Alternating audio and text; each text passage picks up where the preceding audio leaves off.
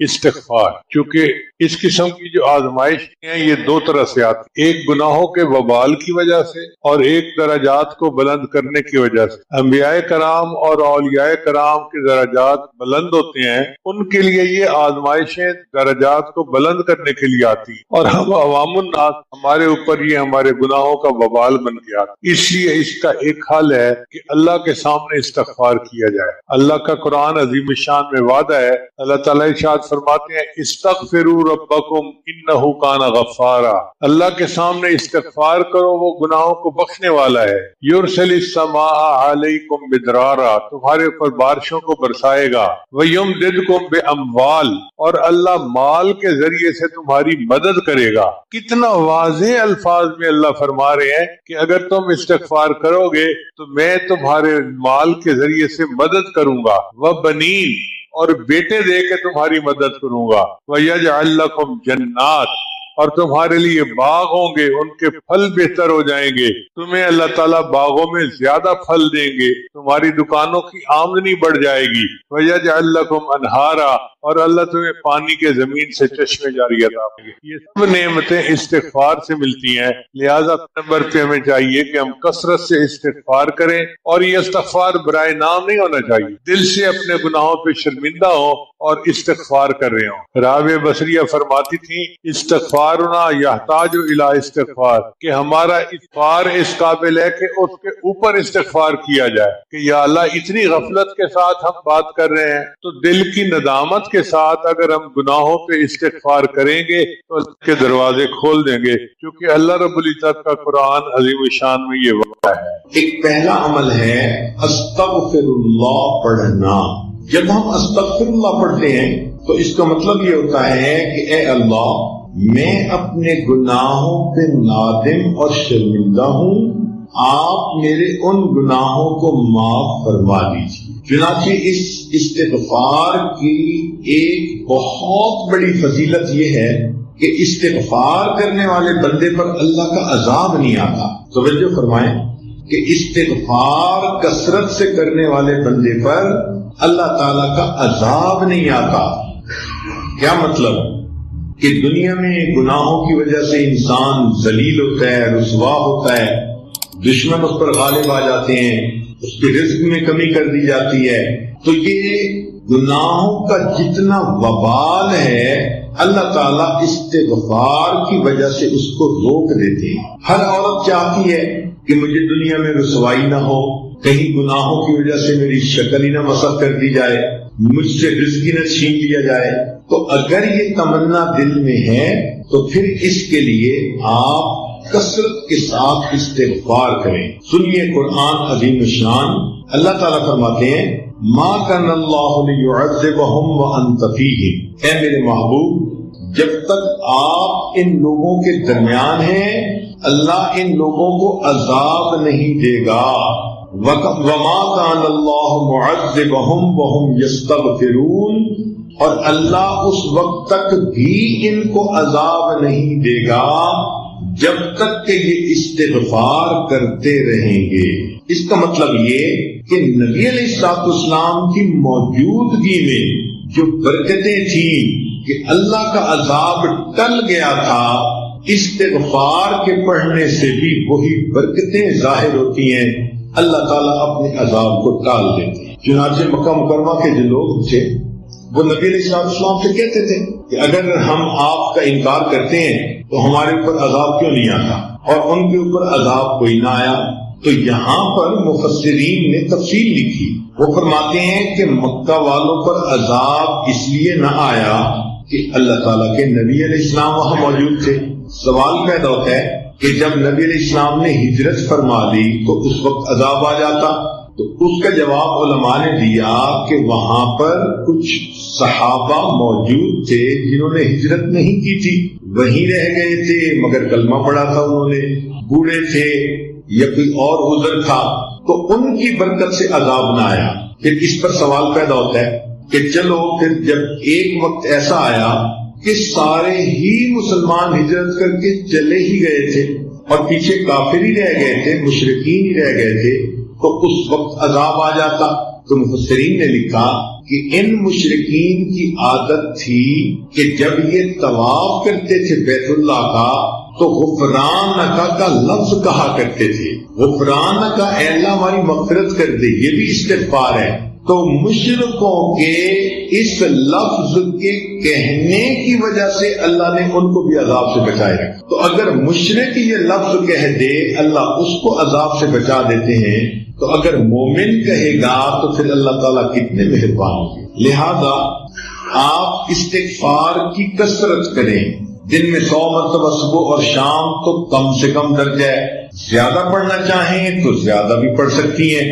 کام کاج کے دوران بھی استغفر اللہ استغفر اللہ استغفر اللہ اپنی زبان پہ رکھ سکتی ہیں. جتنا استغفار زیادہ کریں گی 2 فائدے ہوں گے. ایک تو گناہ دھل جائیں گے، اور دوسرا اس کی وجہ سے اللہ تعالیٰ کا غضب ہٹ جائے گا، اللہ کا عذاب ٹل جائے گا. اب آپ تھوڑی دیر کے لیے بیٹھ کے سوچیں نا کہ اگر ہمارے اوپر اللہ تعالیٰ کا عذاب آ جائے تو ہم تو کسی کو شکل دکھانے کے قابل نہ رہیں. آج جو جی رہے ہیں تو یہ اللہ رب العزت کی صفت ستاری کے صدقے جی رہے ہیں. اس لیے ہمارے اوپر استغفار کرنا بڑا ضروری. ویسے قرآن مجید میں فرمایا گیا کہ جو لوگ کثرت سے استغفار کرتے ہیں تو ان کو 5 فائدے ملتے ہیں. ایک فائدہ تو یہ انہ کان غفارا کہ ان بندوں کے جو استغفار کرتے ہیں ان کی مغفرت کر دی جاتی ہے. دوسرا فائدہ کہ جہاں پر استغفار کثرت سے ہوتا ہے اللہ تعالیٰ بارشیں برساتا ہے، ان کو قحط سالی سے بچا لیتا ہے. وَيُمْدِدْكُمْ بِأَمْوَالٍ جو لوگ استغفار کرتے ہیں اللہ تعالیٰ ان کے مال میں برکت دے کر ان کی مدد کرتے ہیں. وَبَنِينَ اور جو لوگ استغفار کثرت سے کرتے ہیں اللہ تعالیٰ ان کو بیٹے عطا کرتے ہیں. اب کون سی عورت ہے شادی شدہ جو کہے کہ مجھے بیٹے کے پیدا ہونے کی طلب نہیں، تمنا نہیں؟ ہر عورت وش کرتی ہے. اور یہ بیٹے والی نعمت کیسے ملتی ہے؟ قرآن پاک کی آیت کا مفہوم کہ استغفار زیادہ کریں گی تو اللہ رب العزت بیٹے کے ساتھ بندے کی مدد فرمائیں گے. جنات اللہ تعالیٰ باغ عطا فرمائیں گے. وَيَجْعَلْ لَكُمْ أَنْهَارًا اور اللہ تعالیٰ زمین سے پانی کے چشمے جاری فرمائیں. اس لیے ہمیں چاہیے کہ ہم کثرت سے استغفار کریں. استغفار ہر بندے کو کرنا چاہیے، چاہے نیک ہے چاہے بد ہے. اس لیے کہ اگر کافر ہے تو کفر سے توبہ استغفار کرے، اگر عام مسلمان ہے تو اپنے گناہوں سے توبہ استغفار کرے، اگر گناہوں میں ملوث نہیں ہوتا نیک بندہ ہے تو اس کے دل میں بھی جو غفلت آ جاتی ہے اس سے استغفار کرے. اور اگر کوئی کہے کہ میرا دل غافل بھی نہیں ہوتا تو ایسے بندے کے دل و دماغ میں بھی شیطان وسوسے تو ڈالتا ہے، ان وساوس شیطانی پہ استغفار کرے. اور اگر کوئی کہے کہ مجھے تو شیطان وسوسے بھی نہیں ڈالتا تو وہ بھی اپنے اخلاص کی کمی کے اوپر استغفار کرے کہ جتنے خلوص سے ہمیں زندگی گزارنی چاہیے تھی ہم نہیں گزار پا رہے. تو استغفار کے کرنے سے انسان اللہ تعالیٰ کے عذاب سے امن میں آ جاتا ہے، بچ جاتا ہے، گناہ دھل جاتے ہیں اور اللہ تعالیٰ اس کی مدد فرماتے ہیں. رزق میں برکت سے بیٹوں میں برکت عطا فرما کے اور اس کے اللہ تعالیٰ دنیا کے ان مسائل کو حل فرما دیتے ہیں. آپ استغفار کی کثرت کریں گی تو آپ کو کسی عامل سے کوئی عمل پوچھنے کی ضرورت ہی نہیں رہے گی. کاروبار کی پریشانی استغفار سے ختم، کیونکہ اللہ تعالیٰ جو فرماتے ہیں کہ مال کے ذریعے سے مدد کروں گا. اگر اولاد کی پریشانی ہے تو وہ استغفار سے ختم، کیونکہ اللہ تعالیٰ فرماتے ہیں کہ میں بیٹے دے کر ان کی مدد کروں گا. اگر کسی کا کام نہیں چلتا تو جیسے اللہ فرماتے ہیں کہ میں باغوں سے پھل عطا کروں گا، اللہ تعالیٰ ان کو دکان سے بھی پھل عطا فرمائیں گے، کاروبار اچھا چلے گا. تو ایک استغفار کی کثرت سے ہماری زندگی کے کتنے مسئلے حل ہو جاتے ہیں. کہ جو بندہ کھڑے ہو کر جوتے پہن کر ننگے سر کھانا کھاتا ہے اللہ اس کا رزق تھوڑا کر دیتا. اور اگر آپ دیکھیں تو آج کل کی دعوتوں میں یہی سلسلہ ہے. شادی بیاہ میں، ہوٹلوں میں، شادی ہالوں میں اکثر لوگ کھڑے ہو کے کھانا کھاتے ہیں، سر پہ کپڑا بھی نہیں ہوتا اور جوتے بھی پہنے ہوئے ہوتے ہیں.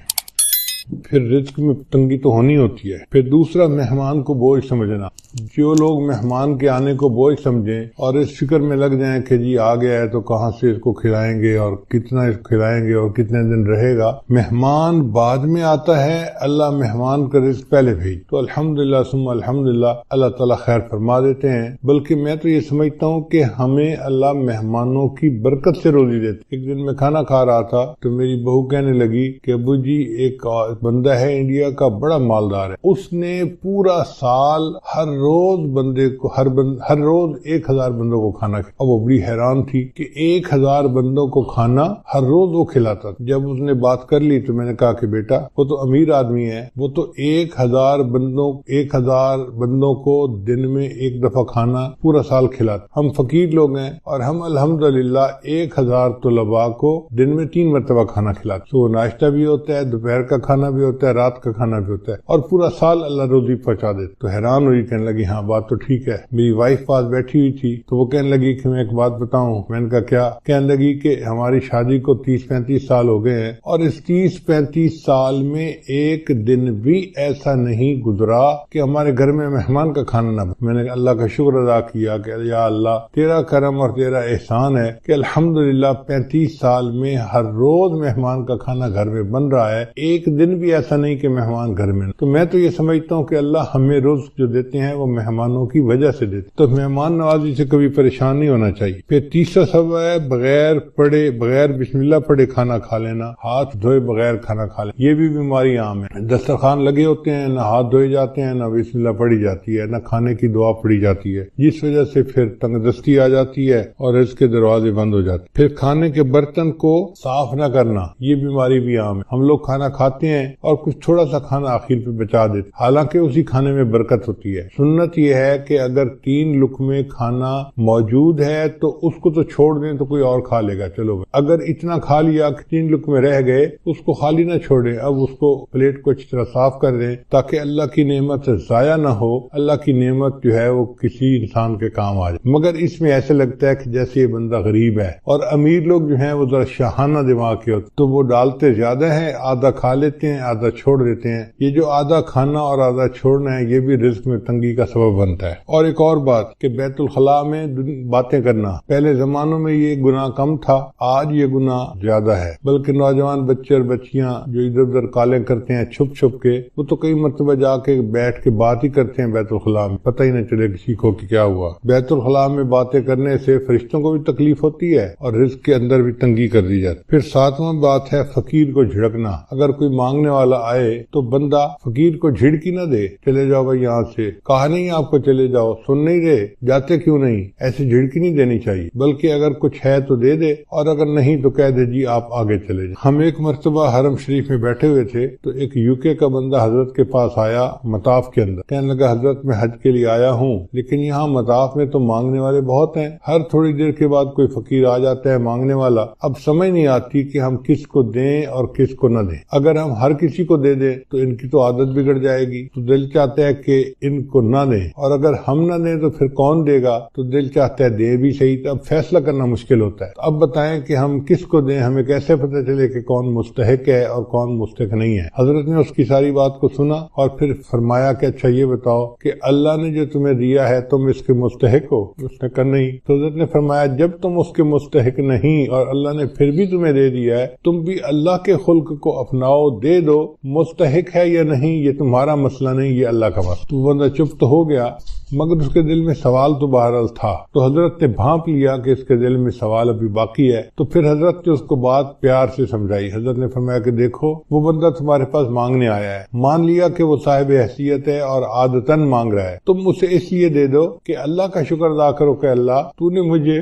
دینے والوں میں سے بنایا، لینے والوں میں سے نہیں بنایا۔ یہ بھی تو ہو سکتا تھا اللہ تجھے اس کے حال میں ڈال دیتا اور تو لوگوں سے مانگتا پھرتا، تو اللہ تعالیٰ کی اس نعمت کا شکر ادا کرتے ہوئے دے دیا کرو کہ اللہ تو نے مجھے لینے والا نہیں، تو نے مجھے دینے والا بنایا ہے، میں تیرے نام پہ دے رہا ہوں۔ اس پہ اس کے دل کے اندر تسلی ہو گئی اور اس نے حضرت کے ماتھے کا بوسہ لیا اور خوش ہو کے واپس چلا گیا۔ تو اس لیے اگر کوئی فقیر آئے تو اس کو جتنا دے سکتے ہیں دیں، اور اگر نہیں دے سکتے تو پیار سے کہیں جی آپ آگے چلے جائیں، اس کو جھڑکی نہ دیں، اس کو ڈانٹ ڈپٹ نہ کریں۔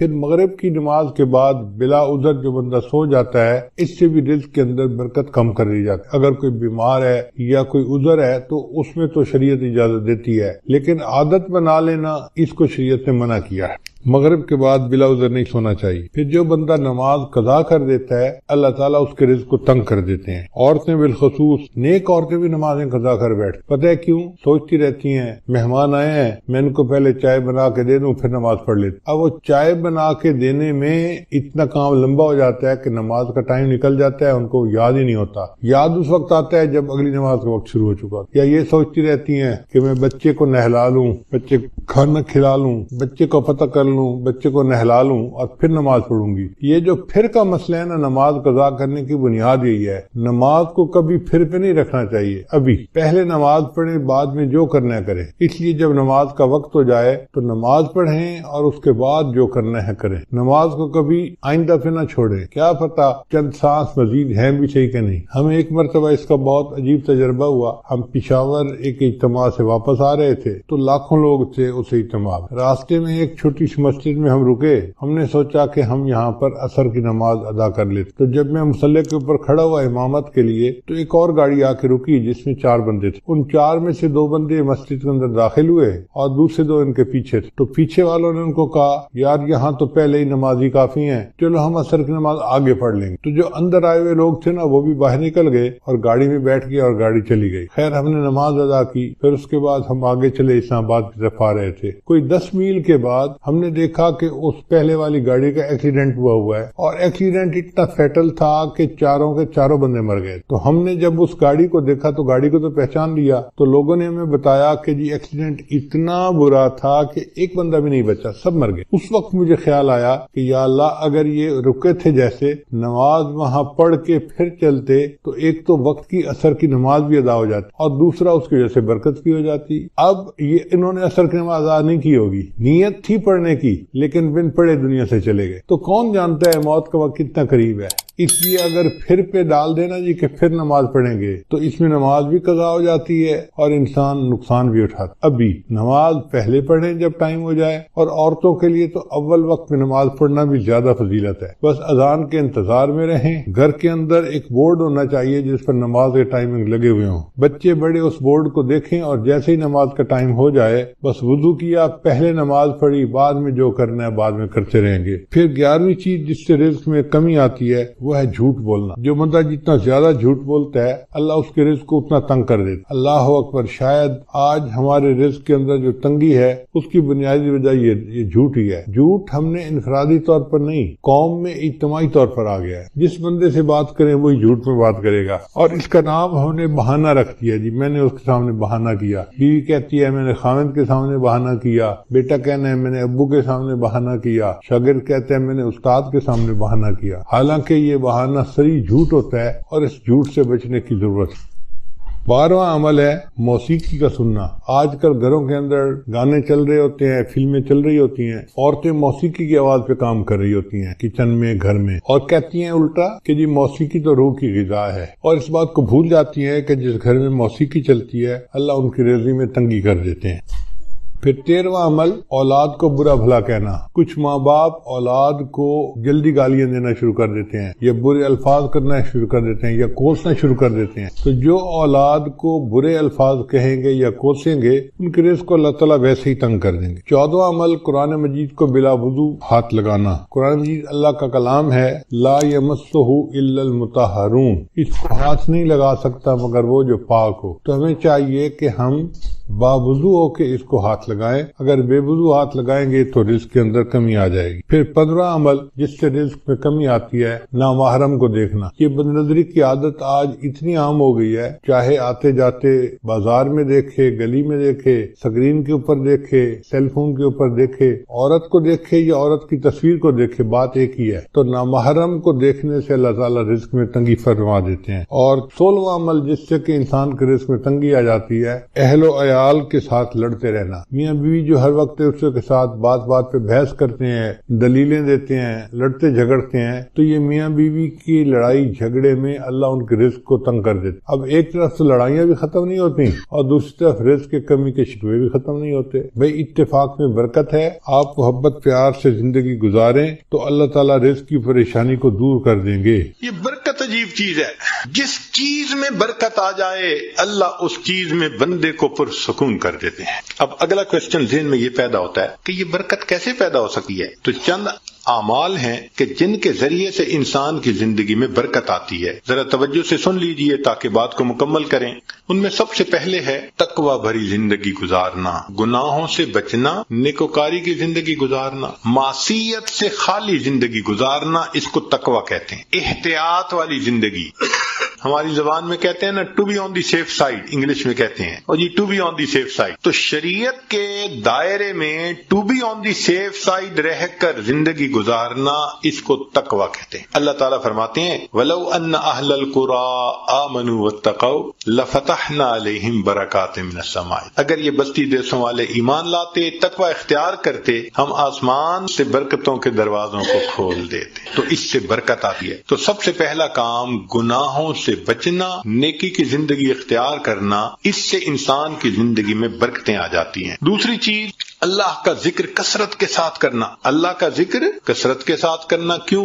اللہ کی ذات بھی برکت والی اور اللہ کا نام بھی برکت والا. دلیل قرآن عظیم الشان میں اللہ تعالیٰ فرماتے ہیں تبارک الذی بیدہ الملک، برکت والی ہے وہ ذات جس کے ہاتھ میں ہے ملک. تو ذات بھی برکت والی ہوئی. اور پھر فرمایا تبارک اسم ربک، برکت والا نام ہے تیرے رب کا. تو ذات بھی برکت والی اور اس کا نام بھی برکت والا. اس لیے ہمیں چاہیے کہ ایک تو اللہ کا ذکر کثرت سے کریں تاکہ زندگی میں برکت آئے، اور دوسرا یہ کہ ہر اچھے کام کی ابتدا بسم اللہ سے کریں. بعض مفسرین نے لکھا ہے کہ اسم جو لفظ ہے نا، اس کے کئی معنی ہیں عربوں میں. ایک اس کا معنی ہے نام، تو بسم اللہ کا معنی بنے گا اللہ کے نام کے ساتھ. اب یہ ترجمہ اکثر ہم پڑھتے بھی ہیں اور جانتے بھی ہیں، لیکن اسم کا ایک اور بھی معنی ہے عربوں میں، وہ ہے برکت. تو اگر وہ معنی لیں تو بسم اللہ کا ترجمہ بنے گا اللہ کی برکت کے ساتھ. اور اب مجھے یاد آتا ہے کہ ہماری نانی دادی جو بوڑھی عورتیں تھیں نا، وہ اٹھتے بیٹھتے اللہ دی برکت نال، اللہ دی برکت نال، یعنی کسی نے ان کو بسم اللہ کا ترجمہ سکھایا تھا. تو اٹھتے بیٹھتے اللہ کی برکت کے نال، ساتھ یہ کہ اللہ کی برکت. تو بسم اللہ کو کثرت سے پڑھنا.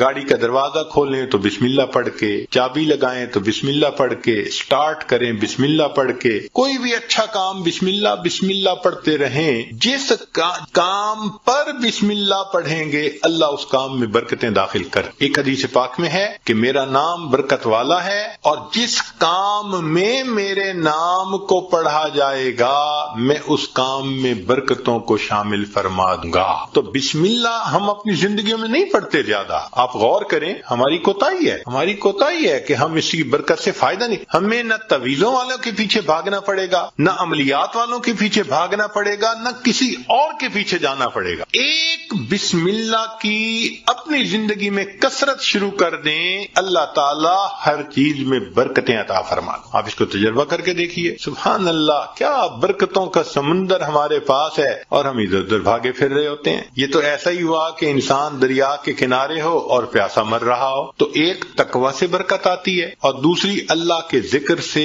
اللہ کے نام سے بسم اللہ کو مختلف اوقات میں کاموں سے پہلے پڑھنے سے انسان کے عملوں میں، کاموں میں برکت آ جاتی ہے. اور تیسری چیز کہ انسان کی دعا، اس سے بھی زندگی میں برکت آ جاتی. دعا سے برکت، جی خود دعا کریں، ماں باپ سے دعا کروائیں، پیر استاد سے دعا کروائیں، دعائیں لیں. دیکھیں برکتیں کیسے آتی ہیں. ایک ہوتا ہے دعا کروانا اور ایک ہوتا ہے دعا لینا، ان میں فرق ہے. آج ہم سب لوگ دعائیں کرواتے پھرتے ہیں، اور دعائیں لینا یہ ہوتا ہے کہ انسان اتنا اچھا بنے، نیک بنے کہ اس کا چہرہ دیکھ کے ماں باپ کے دل سے دعا نکلے، پیر استاد کے دل سے دعا نکلے، دوست کے دل سے دعا نکلے، یہ ہوتا ہے دعائیں لینا۔ بیوی بچوں کے دل سے دعا نکلے، کیا ہم ایسے ہیں کہ ہمیں دیکھ کے کسی کے دل سے دعا نکلے؟ ہوک تو نکلتی ہوگی جو ہم ستاتے ہیں بیوی کو یا ستاتے ہیں بچوں کو یا اپنے ساتھیوں کو، تو ہمیں دیکھ کے لوگوں کے دل سے ہوک تو نکلتی ہوگی کہ اس نے ہمارے ساتھ کتنا برا کیا۔ کاش کہ ہم دعائیں لینے والے بنتے، دعا سے برکت۔ ذرا سنیے، ابو ہریرہ رضی اللہ عنہ نبی علیہ السلام کی خدمت میں حاضر ہوئے، اے اللہ کے حبیب صلی اللہ علیہ وسلم میں باتیں آپ کی سنتا ہوں بھول جاتا ہوں، تو نبی علیہ السلام نے دعا دی، ایسی دعا ملی کہ فرماتے ہیں اس کے بعد میں بات سنتا تھا، مجھے بات بھولتی ہی نہیں تھی۔ انس رضی اللہ عنہ نے نبی علیہ السلام کی خدمت کی 10 سال۔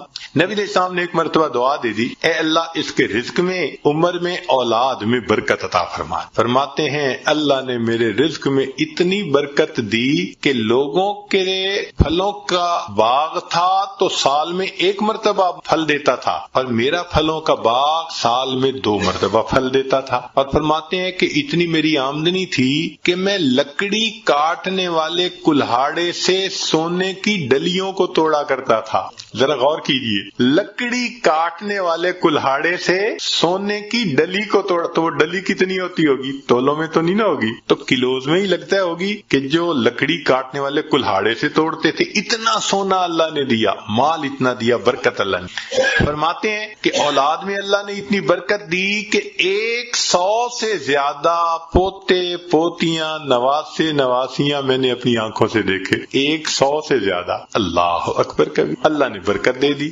ایسی برکت تھی ان کے رزق میں کہ ایک صحابی ان کے گھر آئے، میں یہ بات سنا کے ذرا آگے بات پڑھاتا ہوں۔ ایک صحابی ان کے گھر آئے، کھانا کھایا تو انس رضی اللہ عنہ نے اپنی باندی سے کہا کہ بھئی تولیہ لاؤ، ہاتھ ان کے دھلائے ہیں تو وہ پوچھ لیں۔ وہ تولیہ لائی تو تولیہ میلا تھا۔ انس رضی اللہ عنہ نے ڈانٹا، دیکھ نہیں رہی تم اتنا میلا تولیہ لے کے آئی؟ وہ کہنے لگی بس تھوڑی دیر، جیسے ہم کہتے ہیں نا ویٹ اے منٹ۔ اس نے بھی کہا جی ویٹ اے منٹ، میں آتی ہوں۔ اور وہ سیدھا گئی اور آگ جل رہی تھی، اس نے جا کے تولیہ اندر ڈال دیا۔ اب مہمان حیران ہے، تولیہ آگ میں ڈال دیا۔ تھوڑی دیر کے بعد اس نے تولیہ نکال دیا، صاف شفاف تولیہ، اور وہ لے کے آئی اور کہ پلیز پلیز ہاتھ آپ اپنے جو ہے نا اس سے صاف کر لیں۔ وہ کہتے ہیں گرم گرم تولیے، صاف ستھرا، میں نے اس سے ہاتھ تو خشک کر لیے۔ میں نے انس رضی اللہ عنہ کی طرف دیکھا تو پوچھا یہ کیا معاملہ ہے؟ تو انس رضی اللہ عنہ مسکرائے، کہنے لگے اصل میں میرے پاس ایک مرتبہ اللہ کے حبیب صلی اللہ علیہ وسلم تشریف لائے تھے، میں نے آپ کو کھانا کھلایا تھا اور ان کو ہاتھ خشک کرنے کے لیے تولیہ دیا تھا، جب سے اس تولیے کو میرے آقا صلی اللہ علیہ وسلم نے چھوا ہے، آگ اس کو اب جلانے سے باز آ گئی۔ یہ میلا ہو جاتا ہے، ہم تنور میں ڈالتے ہیں، آگ میل کچیل کھا لیتی ہے، صاف تولیہ ہم باہر نکالتے ہیں۔ تو بھائی انہوں نے خدمت کی، اللہ کے حبیب صلی اللہ علیہ وسلم نے دعا دی۔ آپ بھی ماں باپ کی خدمت کر کے دعائیں لیں، بیوی بچوں کے ساتھ اچھا سلوک کریں، دعائیں لیں، دوست احباب سے دعائیں لیں، تو دعائیں لیں پھر دیکھیں برکتیں کیسی آتی ہیں۔ تو دعا سے بھی انسان کی زندگی میں برکت آتی۔ چنانچہ حضرت اختر تھانوی رحمۃ اللہ علیہ نے لکھا ہے کہ ایک ماں باپ تھے، ان کے 3 بیٹے تھے، تو جب جائیداد تقسیم ہونے کا وقت آیا تو ایک بھائی جو سب سے چھوٹا تھا نا، وہ کہنے لگا کہ بھائی تم دونوں ساری زمین پیسہ لے لو، والدین کی خدمت مجھے دے دو۔ وہ بڑے خوش ہو گئے کہ چلو بھائی ساری جائیداد ہم مل گئی اور یہ کرے خدمت۔ اس نے خدمت کی۔ اب اس کے والد اس کو ایک نصیحت کیا کرتے تھے کہ بیٹا بس جس چیز میں برکت نہ ہو وہ نہ لینا، ہمیشہ وہ چیز لینا جو برکت والی ہو۔ بہت کہتے رہتے تھے تو اس بچے کا مائنڈ سیٹ ہو گیا تھا کہ میں نے ہمیشہ برکت والی کوئی چیز۔ ماں باپ فوت ہو گئے، اس نے ایک دن خواب میں دیکھا، کہنے والے نے کہا بھائی تم جو ہے نا وہ فلاں جگہ جاؤ تو پتھر کے نیچے 50 دینار پڑے ہوئے ہیں، لے لو۔ تو چونکہ مائنڈ سیٹ تھا برکت والا، تو اس نے پوچھا ان 50 میں برکت ہوگی؟ کہنے برکت نہیں ہے۔ انہوں نے کہا مجھے نہیں چاہیے۔ صبح اٹھا، بیوی کو خواب سنایا تو بیوی ماشاءاللہ پھر بیوی ہوتی ہے، کہنے لگی لے لو جا کے۔ اس نے کہا بھائی برکت نہیں، میں نہیں لوں گا۔ اس نے کہا نہ لینا، ذرا جا کے دیکھ تو لو نا، پڑے بھی ہیں یا نہیں۔ اس نے کہا دیکھنے بھی نہیں ہے۔ خیر بات چلی گئی۔ اب کچھ دنوں بعد پھر اس نے خواب دیکھا، کہنے والے نے کہا بھئی فلاں جگہ 10 دینار رہ گئے ہیں، وہ لے لو جا۔ اس نے کہا برکت ہوگی؟ اس نے کہا برکت نہیں ہوگی۔ اس نے کہا مجھے نہیں چاہیے۔ صبح اٹھ کے بیوی کو خواب سنایا، اس نے کہا دیکھا آپ نے 40 کا نقصان کر دیا نا، پہلے لے لیتے تو 50 ملتے۔ میں تو اب بھی کہتی ہوں میرا مشورہ تو یہی ہے کہ جاؤ 10 ہی لے لو۔ اس نے کہا بھئی برکت والے نہیں، مجھے نہیں چاہیے۔ 10 بھی گئے۔ پھر کافی دنوں کے بعد خواب آیا، کسی نے کہا بھئی 1 دینار رہ گیا ہے، جاؤ اور فلاں جگہ سے لے لو. اس نے کہا برکت والا ہوگا؟ اس نے کہا ہاں برکت والا. وہ صبح اٹھا، بیوی کو سنایا اور جا کے برکت والا دینار لے لیا. جب گھر لا رہا تھا تو اس کے دل میں خیال آیا ابھی بڑا عرصہ گزرا، کبھی کوئی اچھی ڈش نہیں بنی اور مزے کا کھانا نہیں کھایا، آج اللہ نے یہ 1 دینار دے دیا ہے تو چلو کچھ لے جاؤں. تو وہ گیا، مچھلی بک رہی تھی بڑی ساری، اس نے لے لی. مچھلی لے کے گھر آیا، بیوی کو کہا کہ دیکھو بھئی وہ دینار مل گیا تھا، میں نے اس میں سے کچھ خرچ کر کے یہ مچھلی لے لی کہ تم آج پکاؤ، کھانا تو اچھا کھائے نا آج. نے کہا بہت اچھا. اب وہ جب مچھلی کو تیار کرنے لگی تو جب کاٹا تو اس کے پیٹ میں ایک ہیرا تھا، ڈائمنڈ تھا. اب اس نے اس کو نکالا تو چمکتا ہوا ڈائمنڈ. کہا میں تو جیولر کے پاس لے کے جاؤں گا. جیولر کے پاس لے کے گیا تو وہ دیکھ کے کہنے لگا تمہیں یہ ملا کہاں سے؟ کہا مجھے تو مچھلی کے پیٹ سے ملا. اس نے اس کو تولا، وہ اتنے کیرٹ کا ڈائمنڈ تھا کہ جب اس نے اس کی پیمنٹ کی تو اس بندے کے ساری زندگی کے خرچے سے وہ قیمت زیادہ تھی. ایک ہی مرتبہ اللہ نے پوری زندگی کا خرچہ دے دیا. اس کو کہتے ہیں برکت. ہمیں اصل میں کسی نے سکھایا ہی نہیں شروع سے کہ یہ بھی ایک مانگنے والی چیز ہوتی ہے. ہم اللہ سے یہ تو کہتے ہیں کہ ابھی 1000 پاؤنڈ ہے تو اللہ مجھے 2000 پاؤنڈ دے دے، 3000 دے دے. یہ تو کبھی نہ مانگا. اللہ جو آپ نے دیا ہے اس میں برکت دے دیجئے، اسی میں برکت مل جائے. یقین سے عرض کرتا ہوں ہماری پریشانیاں آج ختم ہو جائیں. ہمیں کم نہیں دیا اللہ نے، لیکن ان میں چونکہ برکت نہیں، مسئلے حل نہیں ہوتے تو اللہ سے برکت مانگ. تو وہ برکت ملتی ہے تقوی سے، وہ برکت ملتی ہے بسم اللہ کے پڑھنے سے، اللہ کا ذکر کرنے سے، دعا سے، ماں باپ کی دعائیں لینے سے، اور وہ برکت ملتی ہے قرآن مجید کی تلاوت کرنے سے. دلیل حدیث پاک سے نبی علیہ السلام نے فرمایا تبرک بالقرآن فإنہ کلام اللہ. تم قرآن سے برکت حاصل کرو، یہ اللہ کا کلام ہے. اب آپ بتائیے کہ ہمارے گھروں میں کتنے لوگ ہیں جو باقاعدگی سے روزانہ گھر میں تلاوت کرتے. ہفتوں گزر جاتے ہیں، مہینوں گزر جاتے ہیں. عام بندوں تو کیا بات کرنی، نمازی بندے تلاوت نہیں ہوتی. تو جب گھر میں نماز کی قرآن کی تلاوت ہی نہیں ہوتی تو برکت کہاں سے آئے گی بھائی؟ تو اس کی روزانہ گھر میں تلاوت، بھلے سورہ یاسین پڑھ لیں، سورہ الرحمن پڑھ لیں، آخری 10 سورتیں پڑھ لیں، مگر بس آج ایک کمٹمنٹ کر لیں دل میں، ہمارے گھر میں ڈیلی قرآن مجید کی تلاوت لازمی ہے. جس طرح گھر میں کھانا روز پکتا ہے نا، اسی طرح یہ روحانی کھانا بھی روز پکنا چاہیے، روز قرآن کی تلاوت ہونی چاہیے. تو قرآن مجید کی تلاوت سے برکت ہے. بیوی بھی پڑھے، بچے بھی پڑھیں، میاں بھی پڑھے، دیکھو برکتیں کیسے آتی ہیں. اور آخری چیز کہ فرمایا کہ حج اور عمرہ کرنے سے زندگی میں برکت آتی ہے. اللہ تعالیٰ اپنے گھر کے بارے میں فرماتے ہیں مبارکن ہدل للعالمین. تو مبارکن کا کیا مطلب ہوتا ہے؟ برکت والا گھر ہے. اسی لیے نبی علیہ السلام کی خدمت میں اگر کوئی رزق کی تنگی کا کہتا تھا نا تو نبی علیہ السلام فرماتے تھے جاؤ حج یا عمرہ کر کے آؤ. اور ایک حدیث پاک میں ہے بار بار حج یا عمرہ کرنا انسان کے رزق کی تنگی کو ختم کروا دیتا ہے. تو ظاہرہ تو لگتا ہے کہ اس کے اوپر 1000 پاؤنڈ لگیں گے، مگر اخلاص کے ساتھ اگر کرے تو یہ نہیں پتا چلتا کہ بھئی 10 کے بدلے اللہ تعالیٰ 10,000 واپس دے دے. تو ان اعمال سے برکت بڑھتی ہے. ہم ان اعمال کو اپنائیں تاکہ اللہ رب العزت ہمیں برکتیں عطا فرمائیں. اب آخری بات کہ کچھ اعمال سے تو برکت بڑھتی ہے اور کچھ اعمال سے برکت گھٹتی بھی ہے، وہ بھی پتہ ہونا چاہیے. یہ نہ ہو کہ وہ عمل کرتے پھریں جو برکت ختم کر دیتے ہیں. تو برکت گھٹتی کس سے ہے؟ نمبر 1 بدنیتی سے گھٹ. جو بدنیت انسان ہوگا نا اس کی زندگی میں برکت نہیں ہوگی. کئی ہوتے ہیں نا نیت کے کھوٹے، برا سوچنا، نیگیٹو تھنکنگ، بیوی کے بارے میں بھی نیگیٹو تھنکنگ، ماں باپ کے بارے میں بھی، دوستوں کے بارے میں بھی، دفتر میں کام کرتے ہیں وہاں نیگیٹو تھنکنگ. جو نیگیٹو تھنکنگ والا بندہ ہوگا نا اس کی زندگی میں کبھی برکت. اللہ اکبر کبیرہ. ایک شعر یاد آ رہا ہے پنجابی کا، آپ حضرات کو یہ عاجز آپ حضرات کو شعر سناتا ہے، اس کا ترجمہ بھی ساتھ کر دے گا. ہمارے یہاں ایک بزرگ گزرے ہیں سلطان العارفین باہو سلطان رحمت، ان کے پنجابی کا کلام بہت معروف ہے.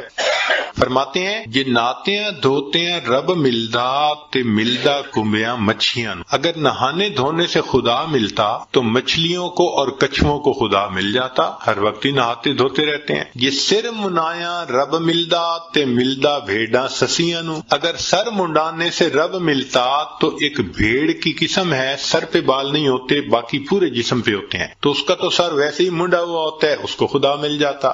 یہ ذکر کیتے ہیں رب ملدا تے تے ملدا کال کڑیچین، ایک پرندہ ہوتا ہے کالا سا، وہ شام کو لٹک جاتا ہے کہیں اور ساری رات آواز نکالتا رہتا ہے، تو کہتے ہیں وہ تو ساری رات ذکر کرتا ہے، اس کو خدا مل جاتا۔ جے جتیاں ستیاں رب ملدا تے ملدا دانداں کھسین، پاک دامنی سے خدا ملتا تو جو خسی بیل ہوتا ہے وہ تو مادہ کی طرف آنکھ اٹھا کے بھی نہیں دیکھتا، اس کو بھی خدا مل جاتا۔ تو یہ باتیں کر کے فرماتے ہیں جے ناتیاں دھوتے ہیں رب ملدا تے ملدا کنبیاں مچھیاں، جے سر منایا رب ملدا تے ملدا بھیڈاں سسیاں نو، ذکر کیتے ہیں رب ملدا تے ملدا کال کڑیچیاں نو، اور جتیاں ستیاں رب ملدا تے ملدا دانداں کھسیاں نو، اور آخر پر فرماتے ہیں رب ملدا تے ملدا نیتاں اچھیاں نو۔ اللہ اگر ملتا ہے تو اللہ اچھی نیت والوں کو ملتا۔ تو بھئی نیت اچھی ہوگی تو زندگی میں برکت ہوگی، اور نیت بری ہوگی تو زندگی میں بے برکتی ہوگی۔ کتنے لوگ ہیں شرکت کا کام کرتے ہیں اور اپنے شریک کا پیسہ ہتھیانے کی نیت کی ہوئی ہوتی ہے، داؤ لگا رہے ہوتے ہیں۔ کتنے کاروبار والے ہیں کسٹمر کو داؤ لگانے کی نیت کرتے ہیں۔ تو بھئی نیت ہی اچھی نہیں تو برکت کہاں سے آئے گی؟ تو بدنیتی سے برکت ختم ہو جائے۔ مولانا روم رحمۃ اللہ نے ایک واقعہ لکھا ہے، سن لیجئے ذرا، موقع کے مناسبت سے ہے۔ ایک بادشاہ تھا، اس نے گرمی کے موسم میں سفر کیا تو بہت تھکا ہوا تھا اور پیاسا تھا۔ اس کو اتنی پیاس تھی کہ لگتا تھا کہ میری جان چلی جائے گی۔ تو اس نے ایک انار کا باغ دیکھا، اتر پڑا، باغ کے مالک سے کہا کہ بھائی جاؤ کوئی انار کا جوس پلاؤ۔ وہ باغ کا مالک گیا اور جا کے ایک گلاس بڑا بھر کے لایا انار کے جوس کا۔ اس نے پیا، اتنا ٹیسٹی، اتنا مزیدار کہ بس مزہ آ گیا۔ اب جب اس نے پیا تو اس نے پھر مالک کو کہا کہ بھئی ایک گلاس اور لے آؤ، مگر ساتھ ہی دل میں خیال گیا کہ یار یہ باغ تو میرے پاس ہونا چاہیے۔ اب وہ دوسرا گلاس جب لے کے آیا تو اس نے پیا تو جناب اتنا کھٹا کہ پیا نہ جائے۔ تو بادشاہ نے کہا بھائی مجھے تو لگتا ہے کہ یہ درخت بدل گیا ہے، جس وجہ سے یہ جوس کا ذائقہ بدل گیا۔ وہ بھی سمجھدار تھا، اس نے کہا بادشاہ سلامت، درخت نہیں بدلا، مجھے لگتا ہے آپ کی نیت بدل گئی ہے۔ پہلے نیت اچھی تھی، اللہ نے ٹیسٹی بنا دیا تھا، اب نیت بد ہو گئی، اللہ نے اس کو کڑوا بنا دیا۔ تو سب سے پہلی چیز جس سے برکت آتی ہے وہ نیک نیتی، اور جس سے بے برکتی ہوتی ہے وہ بد نیت۔ اور دوسری چیز معصیت، گناہ جو ہے نا، یہ برکتوں کے دروازے بند